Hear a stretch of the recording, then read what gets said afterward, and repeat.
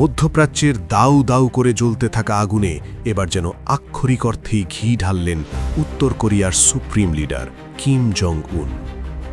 ইরানে ইসরায়েল ও যুক্তরাষ্ট্রের হামলার পর টানা ৩ দিন একদম চুপ ছিলেন তিনি।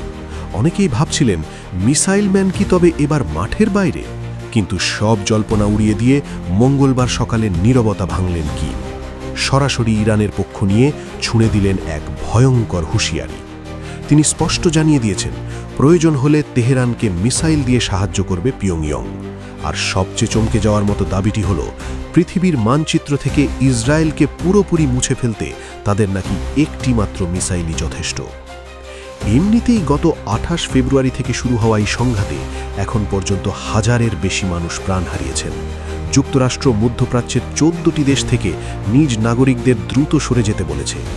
পরিস্থিতি যখন এতটা ভয়াবহ, ঠিক তখনই কিম জং উনের এই বিধ্বংসী এন্ট্রি। কি মনে হয় আপনাদের, মিসাইল ম্যানের এই হুঁশিয়ারি কি মধ্যপ্রাচ্যের এই যুদ্ধকে আরও ভয়ঙ্কর রূপ দেবে?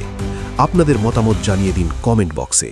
আর নিয়মিত এমন সব চমকপ্রদ নিউজ আপডেট পেতে চোখ রাখুন অড প্রেজেন্টের পর্দায়।